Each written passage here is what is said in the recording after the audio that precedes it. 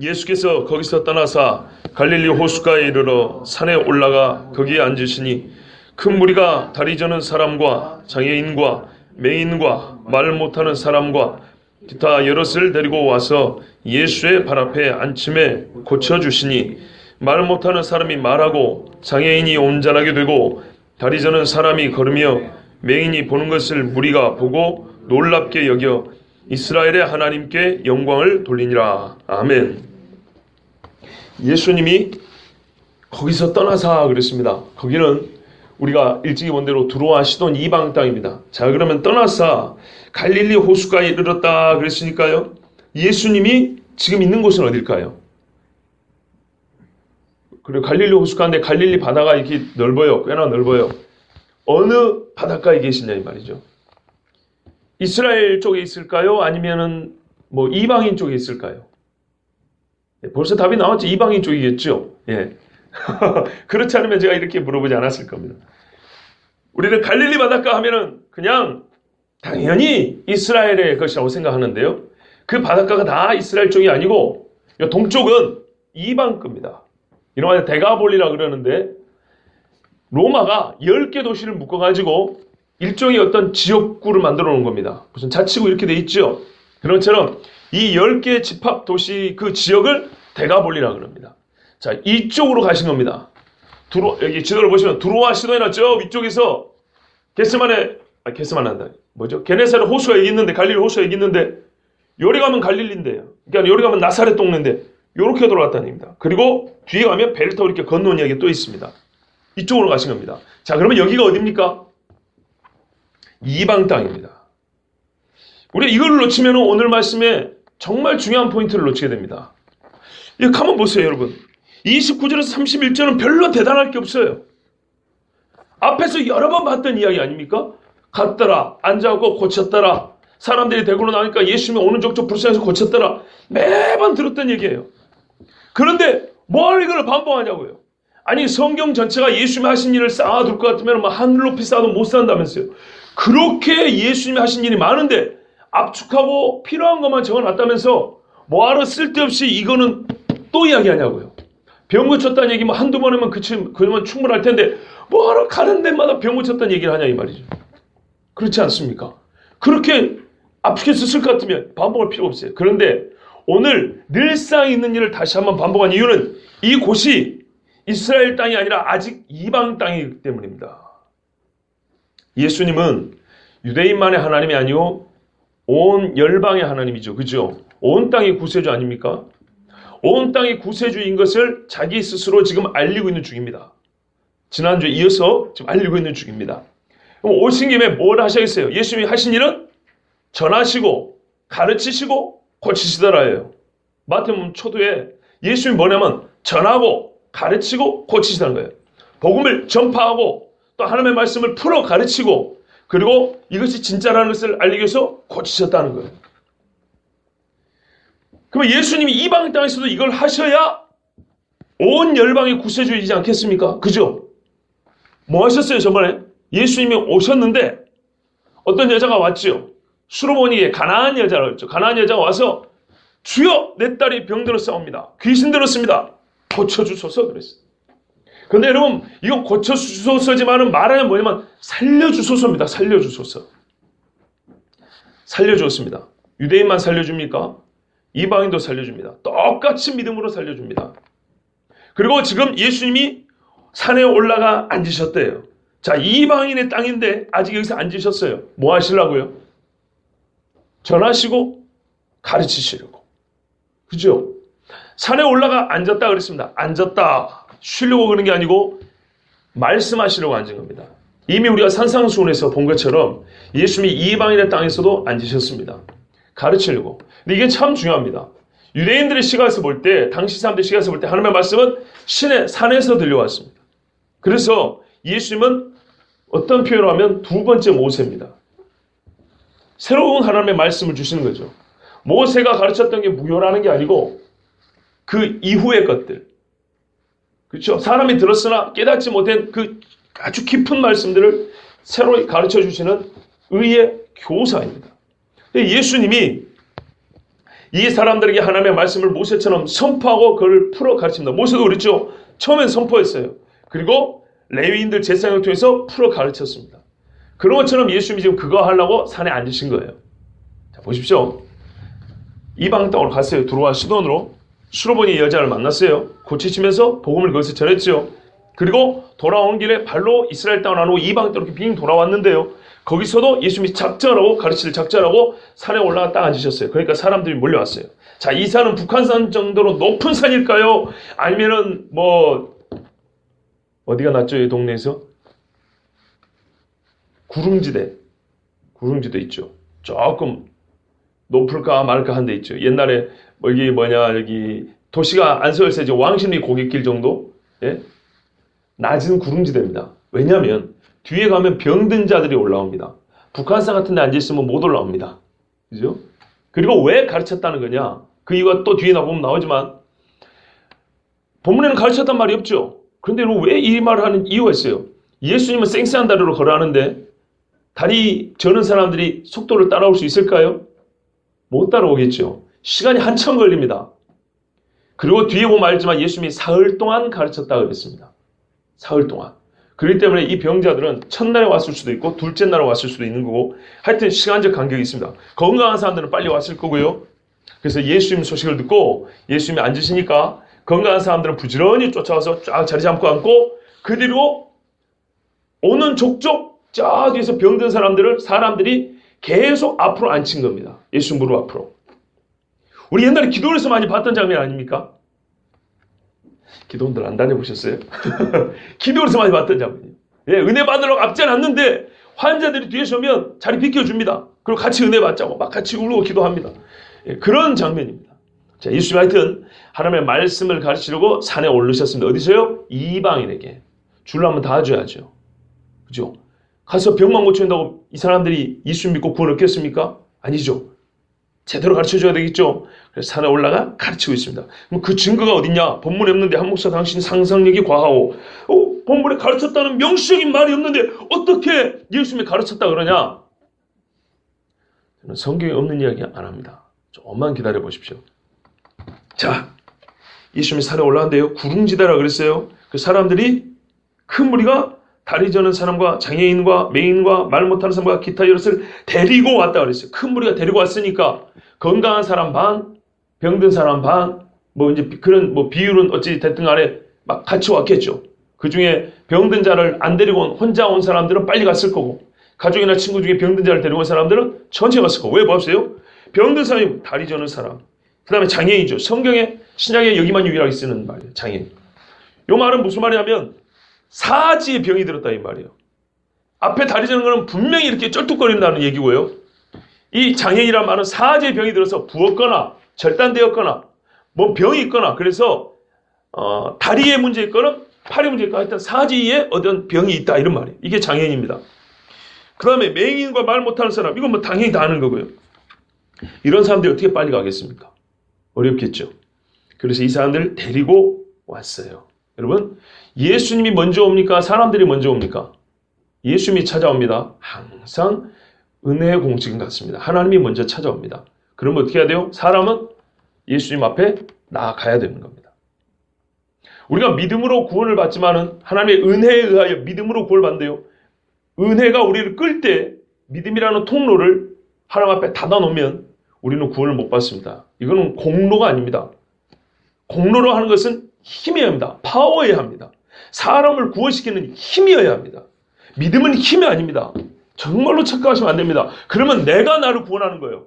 내가 믿어서 그 믿음의 힘으로 구원하는 게 아니고요. 하나님의 은혜의 힘이 구원하는 겁니다. 그 은혜의 힘을 부정하는 자가 있고 영접하는 자가 있어요. 그 영접하는 거를 믿는다 그런 거예요. 봐보세요. 거지가 있는데 돈을 줍니다. 내가 불세서 돈을 줘요. 그가 그걸 빵을 사 먹습니다. 빵을 사 먹어서 그의 생명을 유지하는 힘은 어디서 나옵니까? 나에게서 나옵니까? 그에게서 나옵니까? 나에게서 나오죠. 그죠? 돈은 나한테서 가는 겁니다. 근데 손은 누가 뻗어야 돼요? 그 사람이 뻗어야 돼요. 그러나 내가 이게 돈을 주지 않았다면 손을 100번을 뻗더라도 이 사람은 구원을 빵을 먹을 수 있습니까? 없습니까? 못 먹습니다. 공로는 실제로 이 사람의 생명을 유지하는데 직접적인 영향을 미치는 그 결과를 이야기하는 원인이어야 합니다. 그러나 손을 뻗는 행위는 원동력이 아니다. 사람이 생명을 유지하게 되는 근원적인 힘이 아니라고요. 내가 주는 돈입니다.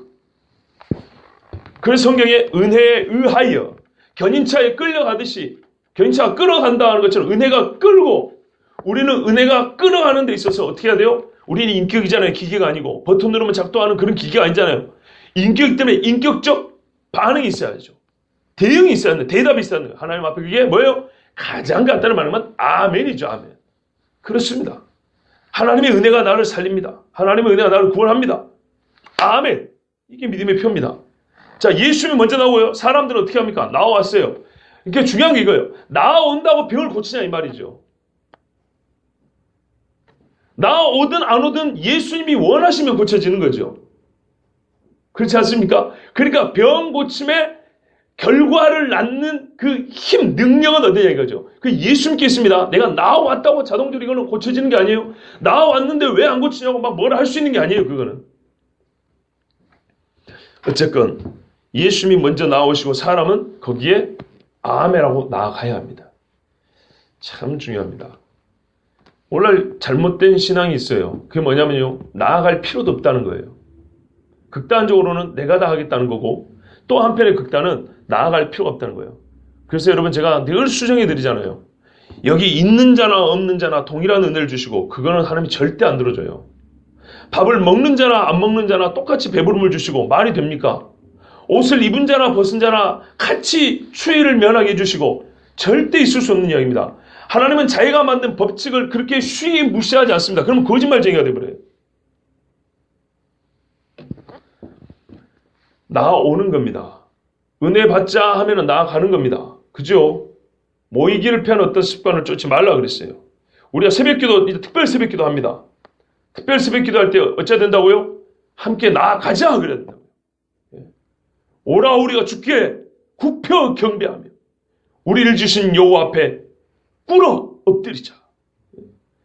서로 간에 이런 뭐랄까요? 격려가 있어야 되고요. 동료가 있어야죠. 하나님 앞에 나아가야 은혜를 받는 겁니다. 이 사람들이 나아갔습니다. 나아갔는데 예수님이 이 사람들을 고쳐주셨습니다. 하나님의 산에서 하나님의 능력이 나옵니다. 신의 산에서 모세가 하나님을 만났을 때 하나님을 사랑하시는 살아계시는 능력이 나타났어요. 떨기나무 불이 붙었는데 타지 않았어요. 불꽃이 있는데 연기도 안 나고 타는 냄새도 안 나고 나무가 사그러들지도 않고. 이거는 하나님의 초월적인 능력이죠. 모든 삐뚤어지고 병든 것들, 하나님의 통치를 벗어난 것들을 하나님의 통치 안으로 다시 집어넣은 겁니다. 제자리를 맞춰줬어요. 자, 다음 주에 보겠지만은 여기에서 여러분 우리가 잘 아는 칠병이어 사건이 일어납니다. 칠병이어 왜 기록이 났을까요? 여기가 이방 땅이기 때문입니다. 미리 한번 생각해 보세요. 오병이어가 있는데 유사한 사건이기 때문에 간단히 넘어가도 됩니다. 근데 매우 자세하게 기록해 놨습니다. 두 가지가 특징인데요. 제자들은 오병이어 때 사건을 다 잊었다는 거예요. 우리가 쉽게 잊어버려요. 두 번째는 여기는 이방 땅입니다. 이방인들에게도 하나님의 동일한 은혜가 내린다는 겁니다. 나는 하늘로부터 내려온 떡이니 그랬죠. 그래서 상징하는 그 사건이 이방 땅에서 주어집니다. 그리고 이스라엘 땅으로 예수님이 다시 들어갑니다. 살리시고 먹이시고 고치시고 가르치시고 전파하시고. 그러나 양은 훨씬 적습니다. 유대 땅에서보다 훨씬 적습니다. 왜냐하면 로마서 말씀대로 구원이 유대인에게서 남이요. 첫째는 유대인이요. 다음에 헬라인에게로 했기 때문에 분명히 예수님은 유대 땅 집중적으로 사역을 하셨습니다. 그러나 제자들에게 미리 가르쳐줍니다. 이 복음은 반드시 어디로요? 이방에까지 펼쳐져야 한다는 거예요. 이사야 말씀대로 일어나라 빛을 발하라. 그죠? 그 말씀처럼. 그걸 이제 제자들이 여기서 배우게 됩니다. 자, 하여튼 이방 땅에서도 예수님은 유대 땅에서 했던 것과 똑같이 합니다. 하나 어긋남없이. 오늘 말씀은 그런 의미입니다. 예수님께서 이 땅에 계실 때 늘 반복되는 이야기를 왜 적었을까? 사실 여러분 읽어봐서 알겠지만 뭐랄까요? 우리 마음을 확 잡아당기는 뭔가가 없어요. 그렇죠? 그런데 잡아당기는 뭔가는 어디냐면 여기가 이방인 지역이라는 거죠. 아직 이방 땅이었어요. 이방 땅인데 유대 땅에 있을 때와 똑같이 하신다는 것, 이게 우리의 마음을 끌어야 됩니다. 그렇지 않으면 이 말씀은 불필요하게 반복하는 거예요. 안 그래도 대단한 일들이 얼마나 많은데 맨날 하던 걸 이렇게 밋밋하게 왜 반복을 했느냐 이 말이죠. 말 못하는 사람이 말하고 장애인이 온전하게 되고 다리 저는 사람이 걸으며 맹인이 보는 것을 우리가 보고 놀랍게 여기 이스라엘 하나님께 영광을 돌리니라. 다 온전하게 됐어요. 사람들이 하나님의 본심을 알았어요. 아, 하나님의 본심이 원래 우리를 온전하게 하는 거구나. 예레미야가 말하기를 우리를 재앙을 내리는 것이 아니라 우리의 평안과 복 주는 게 하나님의 본심이었구나. 문제는요, 사람이 하나님을 떠난 것이 문제죠. 오늘 차 타고 가는데 이제 저희 어머니 모시러 가는데 애들이 그런 거예요. 아빠, 아까 어떤 사람들이 우상 숭배하는 거 봤어요. 그래요. 참 표현이. 그리고 뭔데 그랬더만 어떤 사람이 나무하고 돌 이런 거 쌓아놓고 이래 하더래요.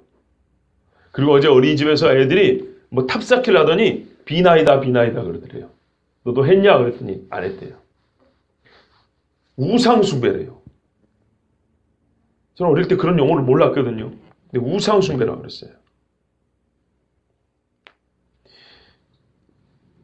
우상 숭배하던 사람들이 하나님의 뜻이 전혀 무엇인지 몰랐던 사람들이 하나님의 뜻을 알게 됩니다.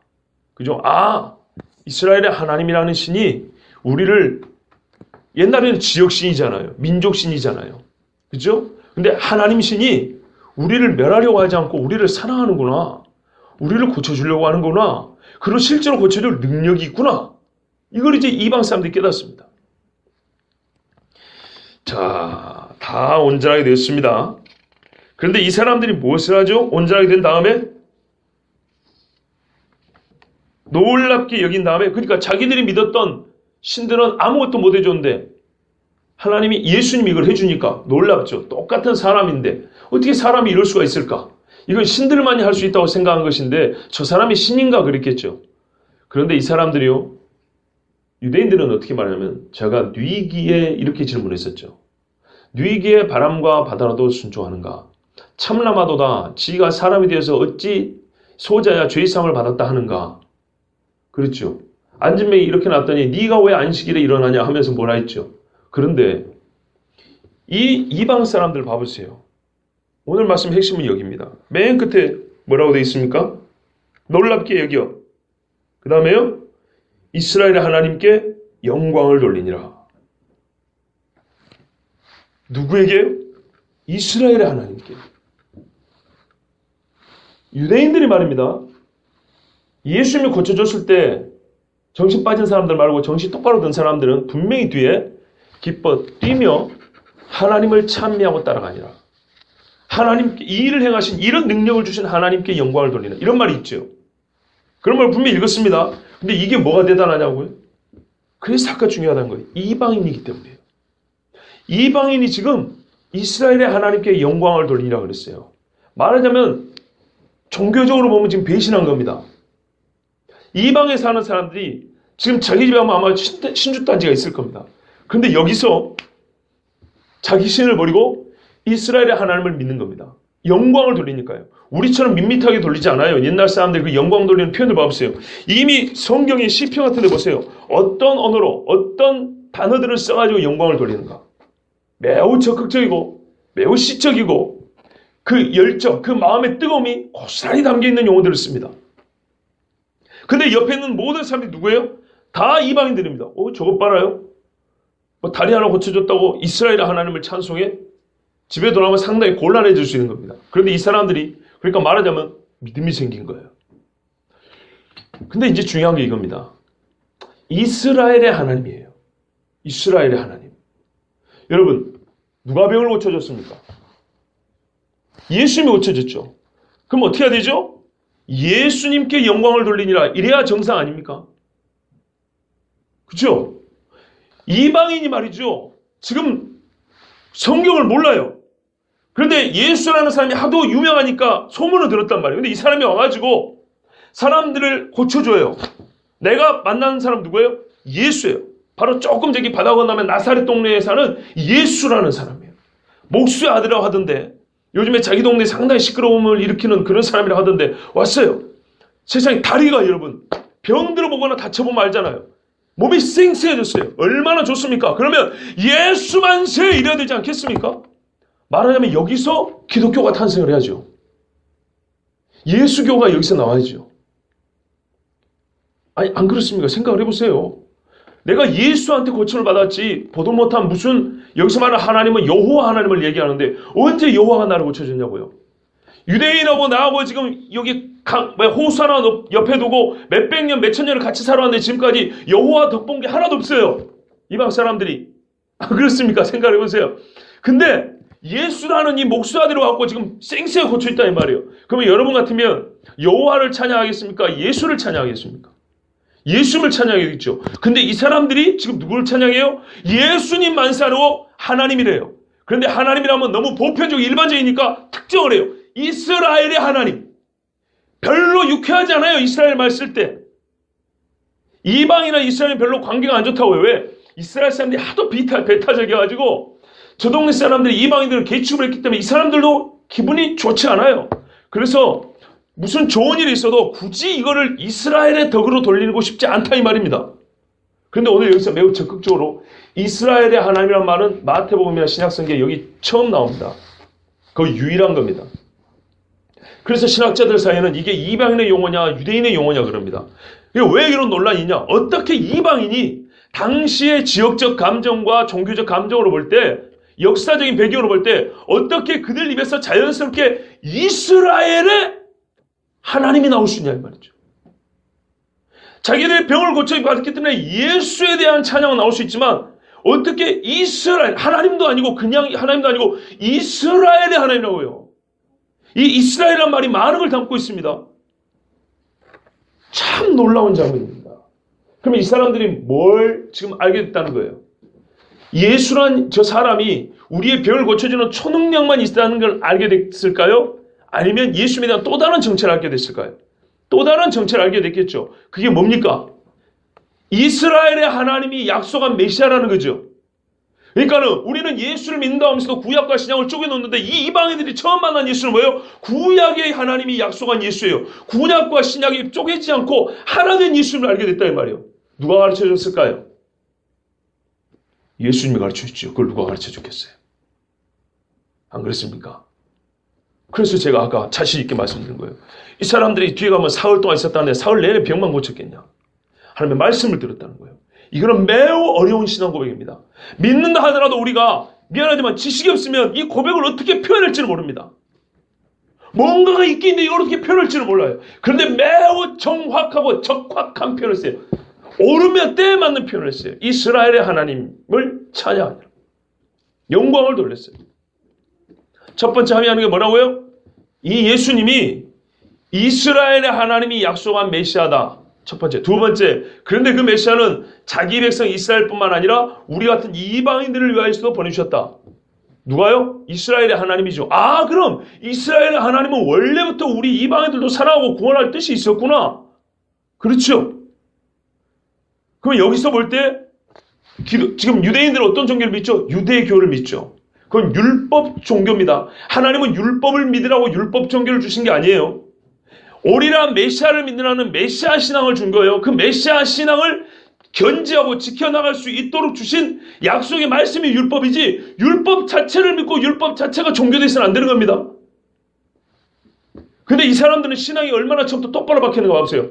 아, 저 사람 유대 땅에 가서 우리가 유대교로 가야 되는 건가? 이렇게 안 했어요. 유대교가 아니고 율법을 믿는 종교가 아니고 율법을 주신 하나님을 믿는다 이 말이에요. 그 하나님이 약속하신 메시아를 만나서 그 하나님이 약속하신 메시아가 우리를 구원하고 그래서 하나님에 대한 새로운 믿음이 생겼다 이런 말입니다. 이 한마디가 대단히 많은 걸 가르쳐줍니다. 근데 한 가지 더 말씀드리면 왜 그런데요? 이방인에게까지 이런 복음이 증거됐는데 왜 하나님은 굳이 이스라엘이라는 수식을 앞에 붙이셔야만 될까요? 이제 복음이 이방인에게 증거되는 순간 이스라엘을 떼버리고 그냥 온 천하의 하나님, 온 세계의 하나님 이렇게 불러도 되지 않습니까? 실제로 성경에 그런 말씀 있죠. 열방의 주님이십니다. 뭐 이런 말씀 있잖아요.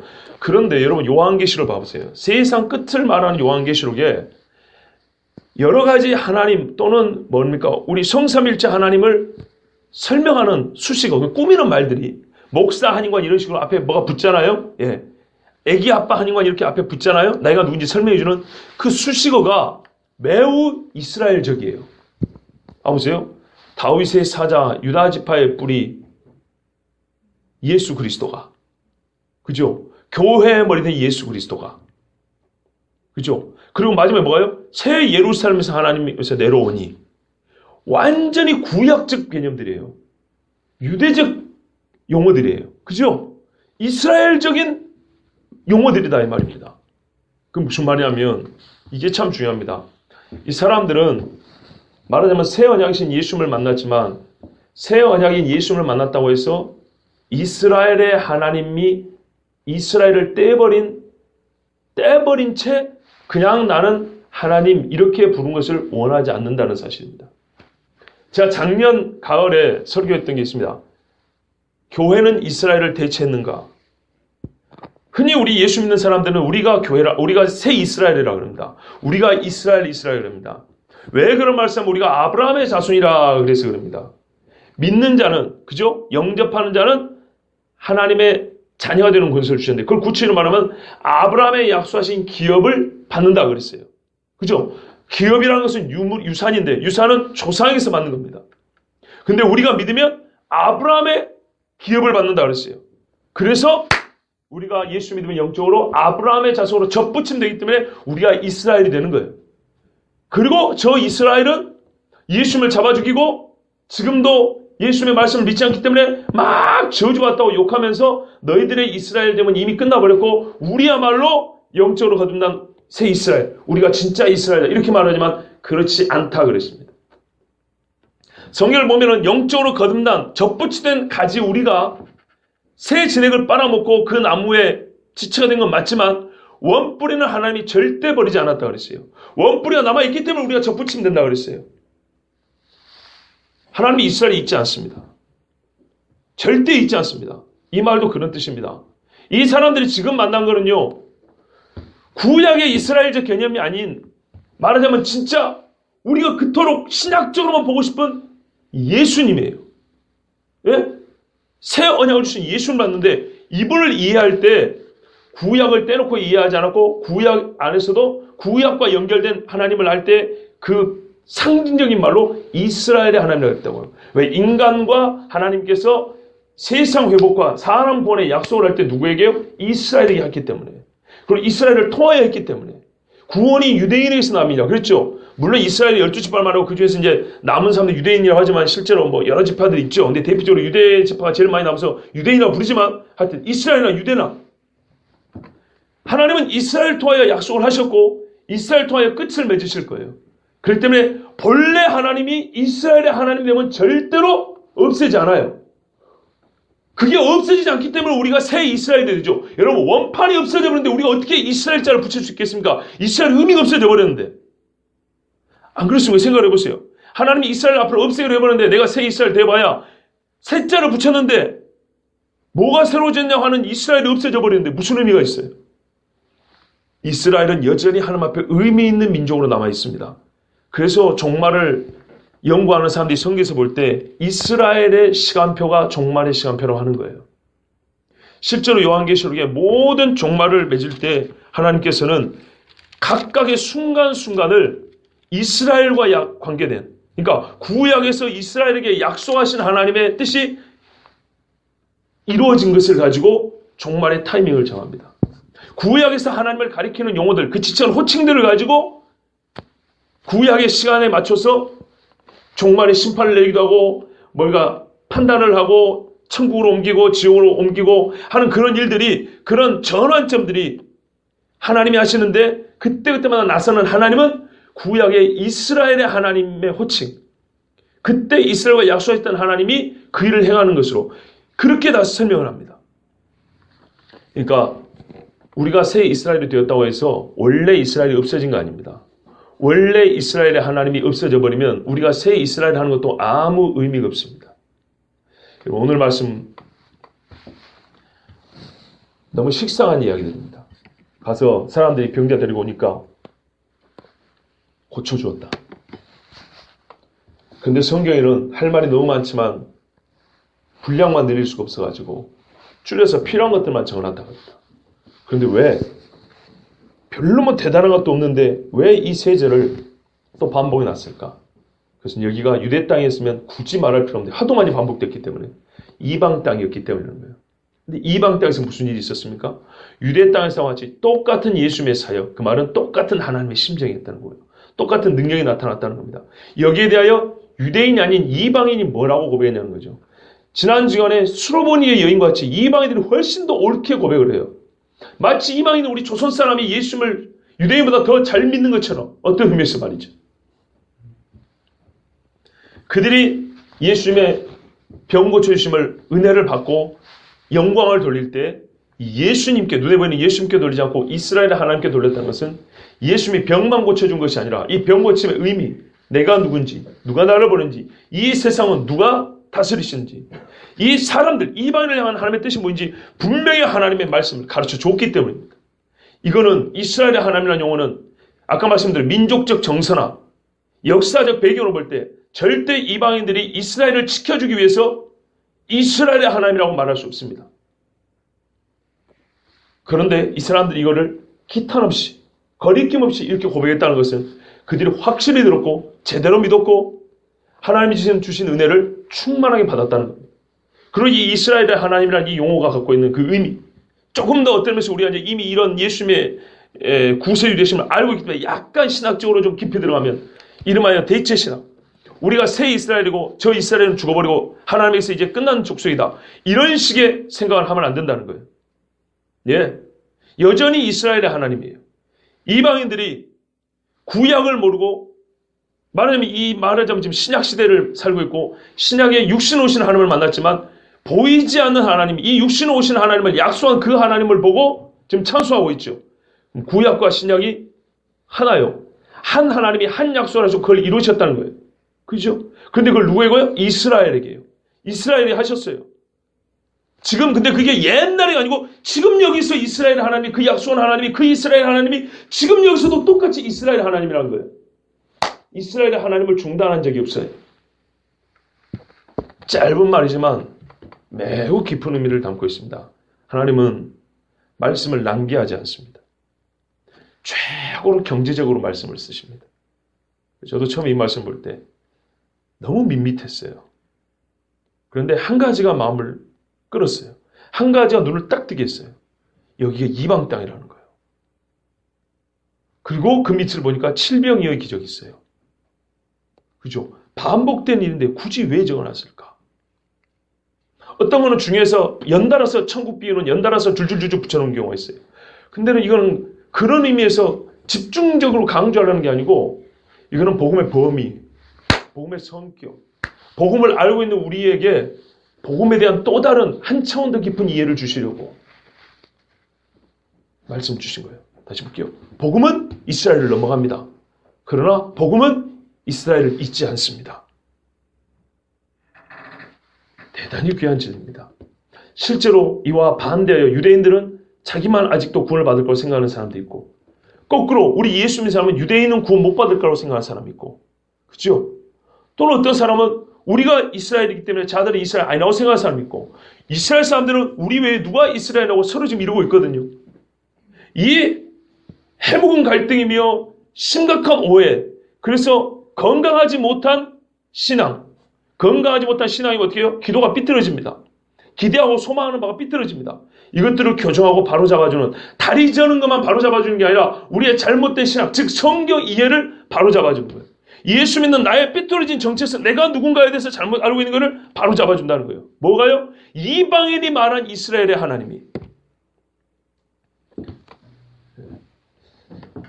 뭐 이렇게 설교해도 여러분 여기서 진짜 병든 사람 한번 딱 고쳐줘야 아멘 할 건데 저는 예수님 같은 능력이 없어서 죽은 자를 못 살립니다. 대신에 예수님이 하신 일의 의미에 대해서는 여러분에게 설명해 드릴 수 있습니다. 이방 땅에서 이방 사람들이 이스라엘의 하나님을 불렀습니다. 이스라엘 하나님께 영광을 돌렸습니다. 다리 고쳐진 것보다 훨씬 더 큰 일이 벌어진 겁니다. 다리는 고쳐져도 예수를 믿지 않으면 어떻게 되죠? 구원을 못 받으나 다리를 고치지 못해도 이스라엘 하나님이 하신 일을 알고 예수님이 누군지 알아보는 자는 구원을 받습니다. 보십시오. 손을 하나 자르고라도 지옥에 던져지지 않는 게 낫다고, 눈을 하나 빼버리고라도 지옥에 던져지지 않는 게 낫다고 그랬어요. 그런데 어찌 우리가 이들이 받은 이들의 이 고백을 무시할 수 있겠습니까? 한 10년 전에 어떤 신약 교수가요, 로뎀나무교회인가 그루터기 교회인가 안모 신약 교수가 있어요. 이 사람이 바울 서신 전공인데 저희들한테 헬라어를 가르치면서 이 교수님이 그런 말을 했어요. 근본주의자들 말이지, 눈가를 하나 빼버리고 지옥에 안 가는 게 낫고, 다리를 하나, 손 하나 잘라버리고 안 가는 게 나아? 그럼 그 문자 그대로 믿을 것 같으면 다리를 자르지, 손을 자르지, 눈가를 빼지. 내 눈가를 빼는 사람 한 번도 못 봤다. 말로는 성경대로 믿는다 하면서 눈가는 안 빼던데, 다리 안 자르던데. 저는 성경대로 믿습니다. 근데 왜 제가 손을 안 자른지 아십니까? 저 안 잘라도 천국 갈 수 있습니다. 그래서 안 자릅니다. 눈가를 왜 안 뺀지 아십니까? 내가 눈가를 꼭 빼야 천국 갈 거면 빼겠는데, 나 눈가를 안 빼도요, 예수 잘 믿고 천국 갈 수 있습니다. 그래서 안 뺍니다. 나 성경 문자대로 믿습니다. 그리고 그 깊이 소개되는까지 해석할 수 있습니다. 하나님이 감동 주고 훌륭한 선생님들이 많이 있기 때문에 충분히 해석할 수 있습니다. 저희가 하나님 앞에 정말로 죄 안 짓고 살려는 애를 써본 적이 없기 때문에 그렇게 조롱하는 말을 하는 겁니다. 만약에 진짜 이 소위 나를 지옥으로 끌고 간다면 잘라버리죠. 그러나 아직 그렇게 큰 믿음은 아니어도 적어도 이 손 하나 때문에 지옥에 끌려갈 정도로 믿음이 약한 사람은 아닙니다. 묶어놓고 나 살 수 있습니다. 안대 가리고도 살 수 있습니다. 이것이 문제일 것 같으면 하나님이 빼기 전에 안질도 줍니다. 눈이 멀게 하시든지 방법은 다양합니다. 잘라서라도 천국 가는 것이 낫다 그랬지, 죄 짓는 순간 팔을 자르라는 얘기가 아니지 않습니까? 그렇잖아요. 문자적으로 해석하면 그런 거 아닙니까? 그래서 안 자릅니다. 이 시간을 빌려서 혹시 여러분도 들어보셨을 거예요. 분명히 들어봤을 거예요. 예? 여러분, 성경은 문자대로 믿되 그 문자 하나하나가 우리에게 가르쳐주는 의미가 무궁무진도 없습니다. 이스라엘의 하나님, 그냥 이스라엘의 신인가 보다, 이런 단순한 표현을 넘어서서 이방인이 이방인 땅에서 예수님이 하신 일을 보고 이스라엘 하나님께 영광을 돌렸다는 것은 그 말을 하는 사람들의 마음속에는 엄청난 변화와 믿음의 세계가 달라지고 지식의 방향이 달라지고 색깔이 달라지는 겁니다. 우리가 이것을 함께 배우고 또한 깨닫고, 우리가 이 땅을 살면서 나도 역시 하나님 앞에 이방인이었는데 이렇게 우리 주님이 나를 살려주시고 나를 고쳐주시고 주님 앞에 세워주시는구나, 나로 하여금 이스라엘의 하나님을 찬양하게 하시는구나 감사하면서 주님 오실 때까지 이 찬송을 그치지 않는 저와 여러분 되기를 바랍니다.